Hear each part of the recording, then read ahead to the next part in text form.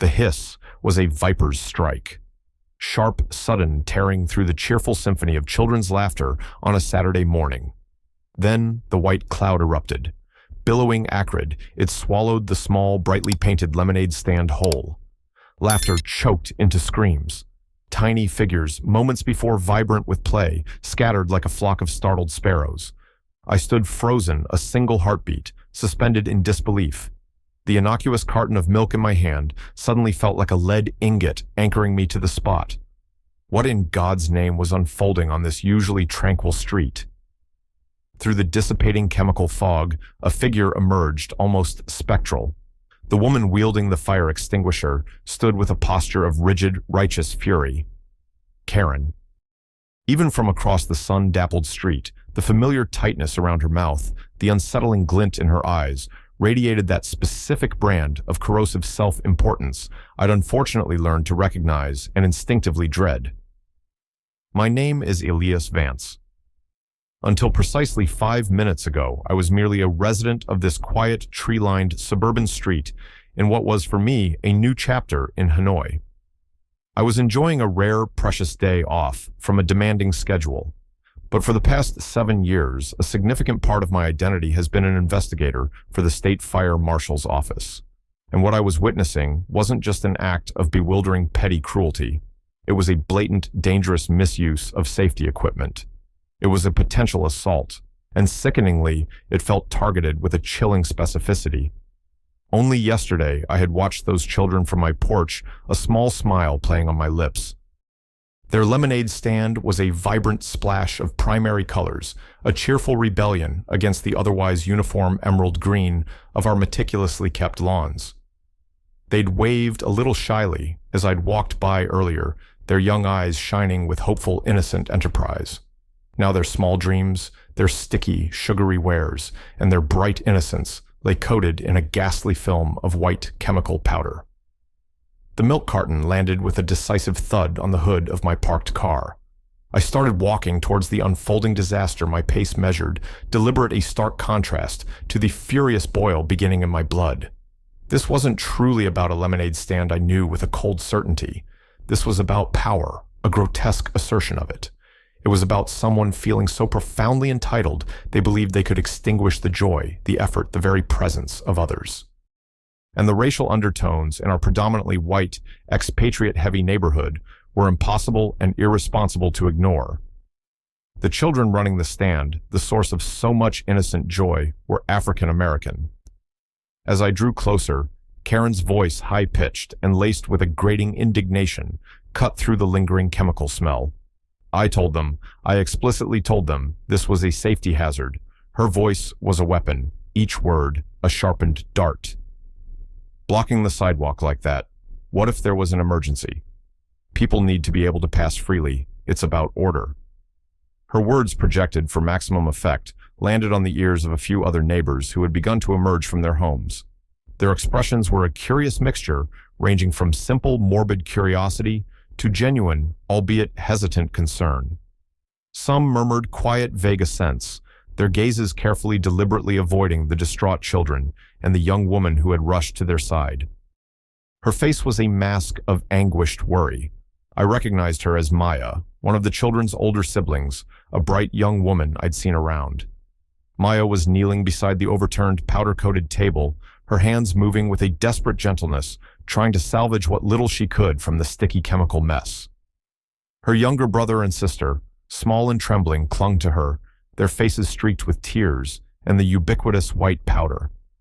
The sweet, citrusy scent of ruined lemonade mingled nauseatingly with the sharp metallic tang of the fire extinguisher's contents. It was a cloying, deeply unpleasant olfactory signature of the morning's ugliness. They weren't blocking anything, Karen Maya said. Her voice trembled a delicate tremor, yet it held a surprising core of hard-won composure that I admired instantly. There's plenty of room on the sidewalk. More than enough. Plenty of room for an accident. Karen retorted, her arms crossed defiantly over her chest, a caricature of self-righteousness. Someone could trip. Someone could get hurt. And what about permits? Do they even have a permit to run a business on public property? I highly doubt it.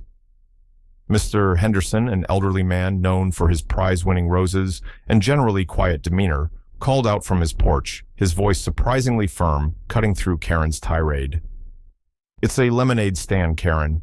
Just kids having a bit of innocent fun." His interjection was a small act of courage. Karen scoffed a harsh, dismissive sound.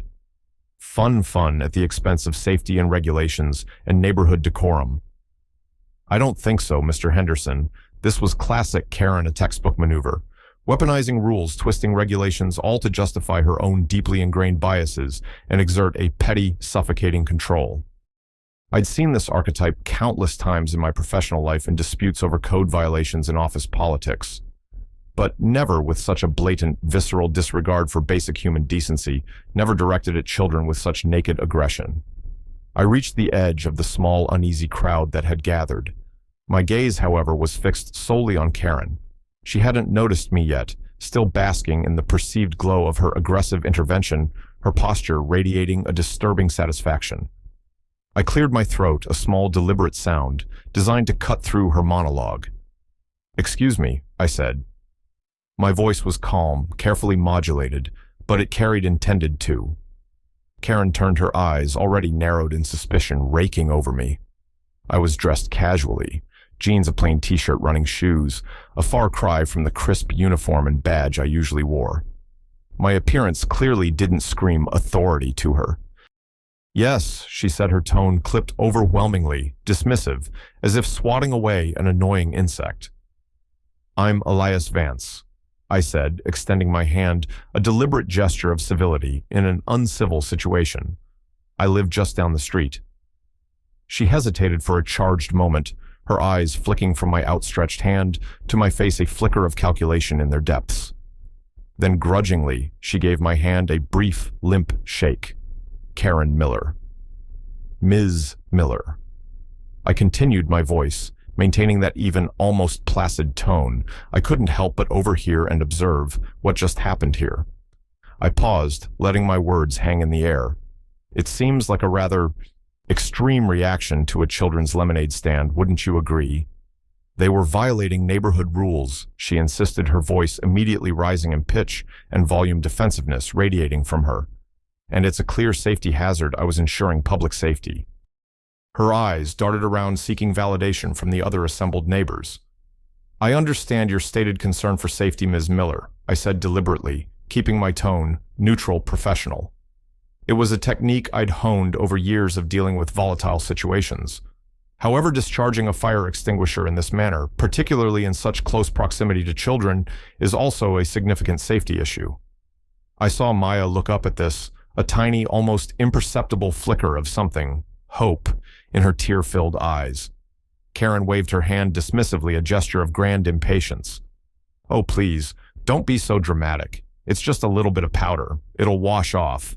"That little powder, Ms. Miller," I said, my patience, though considerable, beginning to fray at the edges, "is typically a monoammonium phosphate or potassium bicarbonate-based dry chemical. It can cause significant respiratory irritation, coughing, and shortness of breath, especially in children or those with pre-existing conditions like asthma. It can also cause skin and eye irritation, sometimes severe burns with prolonged contact." I saw a few of the other neighbors exchange uneasy glances. My detailed explanation seemed to be sinking in.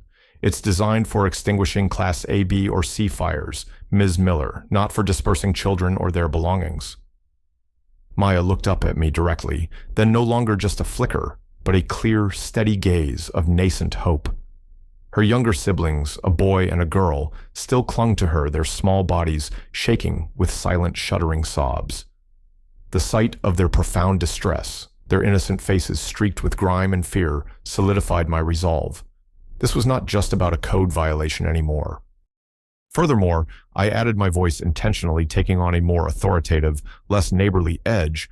"I happened to witness the entire incident from my porch from the moment you approached the stand. I let that sink in. The children were most certainly not blocking the entirety of the sidewalk.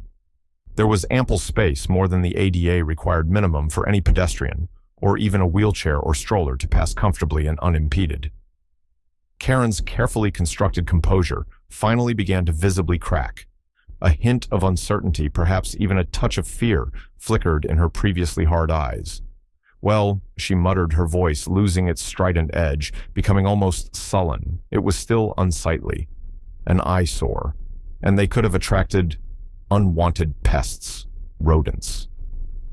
Pests, Maya repeated, her voice soft, but filled with an incredulous, wounded disbelief that cut sharper than any shout. They're children, Ms. Miller, children selling lemonade on a sunny day. The sheer, naked absurdity of Karen's justification hung heavy and foul in the morning air. Even some of the other neighbors who had initially seemed sympathetic or at least neutral towards Karen were now exchanging distinctly uneasy glances, their brows furrowed. A few subtly shifted their weight, distancing themselves physically from her. Ms. Miller, I said, my gaze unwavering, holding hers. It was time. As it happens, I have some particular expertise in this area. I'm an investigator with the State Fire Marshal's office. The effect of my words was immediate and profound. Karen's face, already losing its ruddy flush of anger, paled dramatically, turning a sickly, chalky white. Her mouth, which had been set in such a firm line of righteousness, dropped open, slightly slack-jawed. The self-righteous fury, the arrogant indignation vanished, as if extinguished itself, replaced by a dawning, horrified realization of the potential serious consequences of her actions. You're with the fire department, she stammered, her voice, barely a hoarse whisper, all previous bluster gone. Her eyes wide, now darted from me to the children, then back to me. I nodded slowly, deliberately. That is correct. State Fire Marshal Investigations Division. I paused for emphasis. And what I just witnessed, Ms. Miller unequivocally, constitutes a serious misuse of fire safety equipment. That in itself is a violation of State Fire Code section. Well, I can cite the specific statutes later. Furthermore, discharging that extinguisher directly at or in the immediate vicinity of those children, causing them distress and potential physical harm, could very well be considered assault. Possibly assault with a dangerous instrument, depending on how the DA wishes to view a pressurized chemical dispenser. The air, already thick with unspoken tensions, now crackled with a new, palpable electricity. The neighbors who had gathered, their curiosity now morphing into shock and clear disapproval, were staring openly at Karen. There were no more murmurs of agreement for her. Maya looked at me, her eyes wide, no longer just with hope, but with a profound, dawning gratitude that was almost painful to witness. Her younger sister let out a small, hiccuping sob, burying her face deeper into Maya's side. I didn't realize, Karen mumbled, her voice so low it was almost inaudible. Her gaze dropped to the powder-stained pavement at her feet. I just wanted them to move. It wasn't supposed to be like this. You could have asked them, Ms. Miller. Maya said quietly, her voice filled with a deep, sorrowful weariness that belied her young age. They would have moved if you'd just asked politely. We always try to be considerate. Her words, simple and true, were a devastating indictment. Instead, I said, my voice firm, devoid of the earlier neutrality, you chose to employ a pressurized chemical dispersal device. That was not only grossly unnecessary, Ms. Miller, it was reckless, dangerous, and frankly, unconscionable, especially given your supposed concern for safety. I pulled out my phone. I'm going to need to make a few calls, and I'll certainly be reviewing any security footage from nearby houses that might have captured this incident more comprehensively. I gestured pointedly towards a neighboring house where I knew a sophisticated security camera system was prominently displayed, its lens likely having a clear view of the scene. I'll also be filing a formal report with my office and potentially with the local police department, depending on what a further assessment reveals. Karen's eyes darted around wildly now, like a trapped animal, searching desperately for an escape route that no longer existed. The tables had not just turned, they had been dramatically, irrevocably flipped. The woman who mere moments ago had been wielding power with such arrogant, dismissive certainty was now visibly shaken, diminished, and acutely vulnerable. The air held the faint, lingering scent of lemonade chemicals and the undeniable stench of consequences. Over the next few days, the incident became the unavoidable dominant topic of conversation throughout the neighborhood. Whispers turned into open discussions, speculation into confirmed facts. Security footage generously provided by several neighbors, including the one I'd indicated, corroborated my account with damning clarity. The videos shared discreetly at first, and then more widely, showed Karen Miller's deliberate, aggressive approach. They captured her shouting, gesticulating, and then unequivocally aiming and discharging the fire extinguisher directly at the children and their stand. The footage was brutal, capturing the children's terrified, piercing screams, the frantic scattering, and most chillingly, Karen's smug, almost triumphant demeanor immediately afterward before my arrival. I meticulously filed my report with the State Fire Marshal's office, detailing the specific violations regarding the misuse of fire safety equipment, the brand and type of extinguisher, its dispersal pattern, and the potential for serious physical harm to the children. I also contacted the local police department as promised. I outlined the facts of the case, the available evidence, including the video footage, and highlighted the clear possibility of assault charges, and crucially, the disturbing racial undertones of Karen's targeted actions, which could elevate the incident to something more serious under hate crime statutes. The community, initially stunned into a sort of collective disbelief, soon began to rally not just in spirit, but in action around Maya and her younger siblings. Neighbors who had witnessed the event firsthand or seen the horrifying footage offered their unequivocal support. Apologies were made by those who felt they hadn't spoken up sooner or strongly enough. Some, moved by the children's plight and their quiet dignity, began to donate money, tools, and supplies to help them rebuild their little enterprise, to replace what had been so cruelly destroyed. The incident, born of such ugliness, had, in a strange, unforeseen way, begun to bring people together, forging new connections and reinforcing old ones. It starkly highlighted the chasm between Karen's hateful, isolating act and the overwhelming instinctive kindness of the majority. The official investigations moved with commendable swiftness. Karen Miller was formally interviewed by both an investigator from my office, a colleague, to avoid conflict of interest, though I provided my full statement, and by detectives from the police department. Faced with the undeniable crystal-clear video evidence and my detailed official report, her initial attempts at denial and minimization reportedly crumbled. She tried to backtrack to reframe her narrative, sources said. She claimed she hadn't meant to scare the children, that her sole intention had been to deter them from what she still stubbornly insisted was an unsafe and unregulated activity. But her words, stripped of their earlier conviction, rang hollow even to her. The evidence was simply too overwhelming, too stark. The midpoint twist, a development no one had anticipated, arrived a week later. It unfolded during a hastily organized neighborhood meeting held in the small, slightly stuffy community center. The purpose was to discuss the incident, its implications for the neighborhood, and how to move forward constructively. The air in the room was thick with unspoken tension, a mixture of residual anger, sadness, and a yearning for resolution. Karen Miller was present. She sat in the very back row, isolated, her face, pale, drawn, and etched with a new, unfamiliar anxiety. She seemed to shrink into her chair, avoiding all eye contact. Just as the meeting moderator, a retired school principal named Mrs. Albright, was getting the discussion underway, attempting to establish some ground rules for civility, a woman I'd never seen before in the neighborhood stood up. She was tall, elegantly dressed, with a quiet but undeniable presence. She introduced herself, her voice soft but firm, carrying clearly through the hushed room. "My name is Sarah Miller. Karen is my older sister." A collective sharp intake of breath, a rustle of surprise rippled through the assembled residents. All eyes swiveled from Sarah to Karen, then back to Sarah. Karen's face, already pale, turned an almost translucent, ashen gray. She sank even lower in her seat, as if wishing the floor would swallow her. "I want to begin."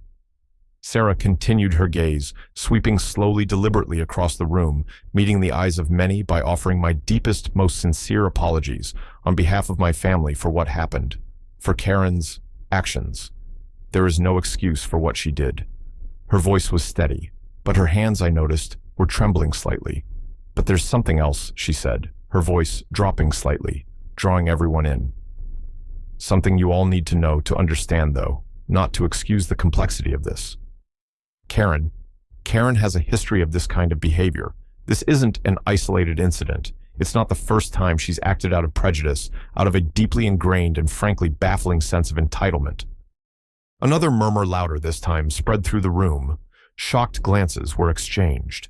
Karen visibly flinched her eyes, squeezing shut for a moment as if struck by a physical blow. Sarah, taking a deep breath, went on to explain, her voice laced with a profound sadness and a weary resignation. She spoke of a pattern, a disturbing history of similar incidents in past neighborhoods, in previous workplaces. Incidents often targeting people Karen perceived as different as other, as somehow beneath her notice, or paradoxically, a threat to her perceived status. She recounted past complaints, hushed-up embarrassments, and the family's frustrated, ultimately failed attempts over many years to encourage Karen to seek professional help to address what they recognized as deep-seated destructive issues. There were subtle hints dropped earlier I now recalled. Karen's defensiveness, if personal history was broached, her vague allusions to difficult family dynamics when trying to excuse other minor social infractions. These now clicked into a disturbing focus. Then came the second layer of the twist, the revelation that truly shocked the room into a stunned, almost breathless silence. Sarah paused her composure, wavering for the first time, a tear tracing a path down her cheek. She revealed that their family, the Miller family, had a history, a heritage that stood in stark, direct, and profoundly ironic contradiction to Karen's demonstrated prejudiced views. "Our mother, Sarah," said, her voice thick with emotion, "the woman who raised us, who Karen claims to have revered, our mother was a black woman." A stunned, absolute silence descended upon the community center. You could have heard a pin drop. The revelation hung in the air, heavy, unbelievable, almost surreal. Karen Miller, the woman who had so viciously, so hatefully targeted young African-American children, was herself of mixed race, a child of a black mother. The irony was bitter, corrosive. The hypocrisy was staggering, almost beyond comprehension. Sarah went on to explain, her voice trembling, now that Karen had, for reasons none of them fully understood, seemingly internalized some deep-seated shame, some profound resentment or denial about her own heritage. This internalized conflict, Sarah theorized, had tragically, destructively manifested as outward prejudice, a lashing out against those who mirrored the part of herself she apparently despised or feared. It was a twisted, tragic, and profoundly disturbing revelation. It didn't excuse Karen's actions, not in the slightest, but it offered a horrifying, deeply unsettling glimpse into the complex, often contradictory, and tortured roots of her hateful behavior. The atmosphere in the room shifted palpably. The raw anger directed towards Karen didn't entirely dissipate, not by a long shot, but it was now irrevocably mixed with a sense of profound bewilderment, a grim, uncomfortable understanding of the insidious complexities of human prejudice, and perhaps for some, a sliver of pity for the profoundly broken individual Karen had revealed herself to be. Karen herself remained slumped in her chair, her head bowed, making no sound, no movement. She looked utterly defeated, exposed in a way that went far beyond her initial crime. The climax of the situation, the official reckoning, arrived a few days following that bombshell neighborhood meeting. The State Fire Marshal's office, having completed its thorough investigation, issued its official findings. Karen Miller was formally cited for the flagrant misuse of fire safety equipment, a serious violation carrying substantial penalties. She was ordered to pay a significant fine, one that would undoubtedly be felt. More importantly, and perhaps more symbolically, her access to any community-owned fire extinguishers within the homeowners association properties was formally and indefinitely revoked, a small but pointed consequence. The police investigation also concluded. After reviewing all evidence, including the damning video footage, witness statements, mine included, and the information regarding Karen's past behavior that had come to light, the district attorney's office decided to press charges. Karen Miller faced misdemeanor charges of assault against the children. Crucially, a hate crime enhancement was added to these charges due to the clear evidence of racial targeting. The evidence against her was, by all accounts, overwhelming. The community's outrage, now fueled by the full story, remained palpable and vocal. There was a small, tense moment during a pre-trial hearing where Karen's newly hired, expensive-looking lawyer attempted to argue for a dismissal, citing Karen's distressed mental state and lack of true intent to harm. He even tried to suggest the children had provoked her by being disruptive. This attempt backfired spectacularly. Maya, present with her parents, delivered a quiet but powerful victim impact statement, her voice clear and steady, recounting the terror she and her siblings felt. The judge, an experienced jurist, known for his no-nonsense demeanor, was visibly unmoved by the defense's ploys, quickly denying the motion to dismiss. The risk of Karen evading accountability, however small, had been averted. A formal town hall meeting was organized by the city council, responding to public demand for a broader community dialogue. It was broadcast live on local access television, a sign of the incident's resonance beyond our immediate neighborhood. Maya and her family were present. As they entered the packed auditorium, they received a spontaneous, prolonged standing ovation, a wave of warmth and support that visibly moved them. Maya's mother held her head high, a quiet dignity radiating from her. Several neighbors, including Mr. Henderson, and even some who had initially been hesitant, spoke eloquently and passionately about the importance of inclusivity, the corrosive nature of prejudice, and the collective responsibility to stand up against hate in all its insidious forms. Their speeches were heartfelt and powerful.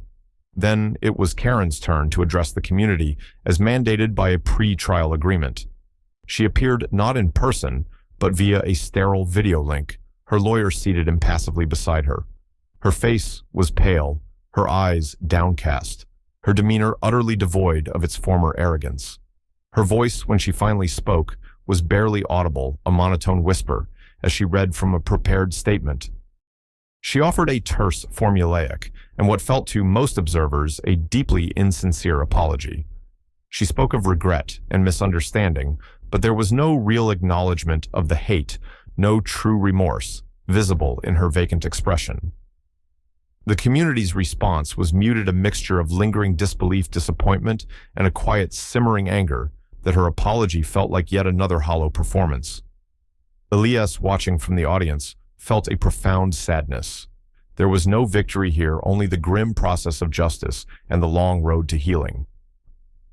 In the falling action that followed the community, our small corner of Hanoi began the slow, arduous process of healing and rebuilding. Donations, both monetary and in-kind, continued to pour in for Maya and her family. They had enough not only to rebuild their lemonade stand, but to expand their small, burgeoning business into something more permanent, a small cart they could take to local markets.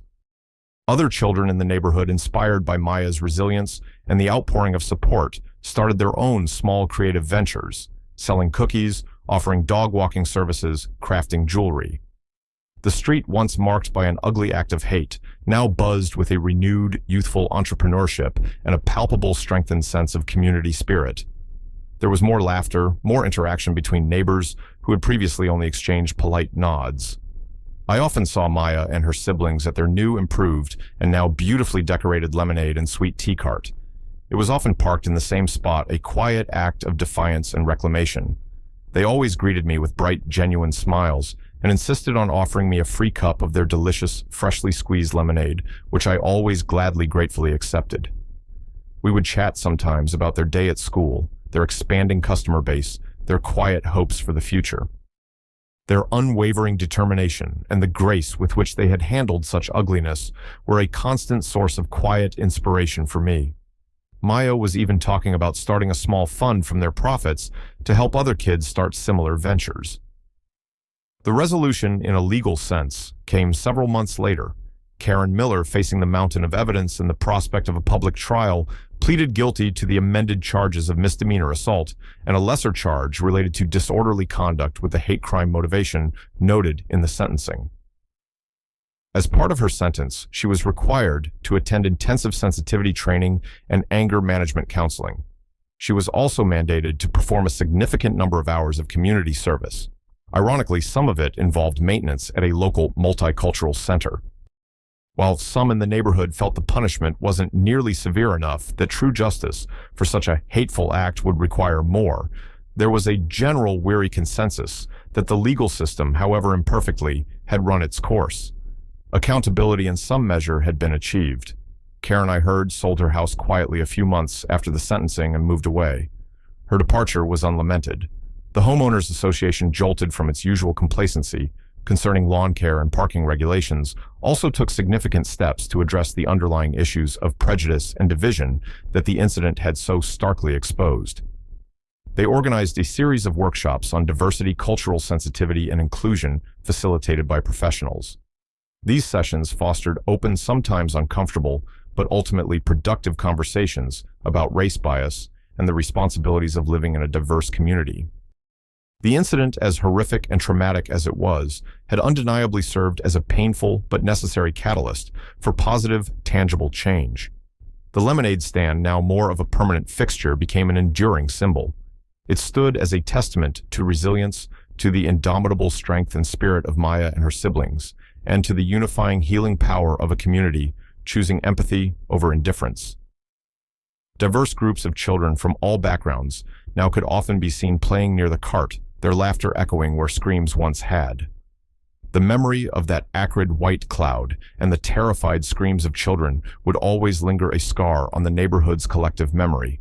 But it would be increasingly overshadowed by the vibrant colors of the rebuilt stand, the cheerful chatter of its young proprietors, and the sweet, refreshing taste of justice, community, and hard-won hope. The end of this story isn't truly about Karen Miller's downfall, though that was a necessary component. It's about our community's rise, its awakening. It's about the children who faced naked hatred with astonishing courage and grace, and about the many neighbors who ultimately chose compassion over apathy, solidarity over silence. It's a stark, enduring reminder that even in the face of profound ugliness, innate human goodness, when mobilized, can and does prevail, leaving behind a lasting, hopeful, and ultimately sweeter legacy. The street, our street, felt brighter now. The air itself seemed sweeter, infused not just with the perennial scent of lemonade, but with the quiet, persistent hum of a community that had faced a harsh truth about itself, learned a valuable, painful lesson, and was slowly but surely becoming better for it.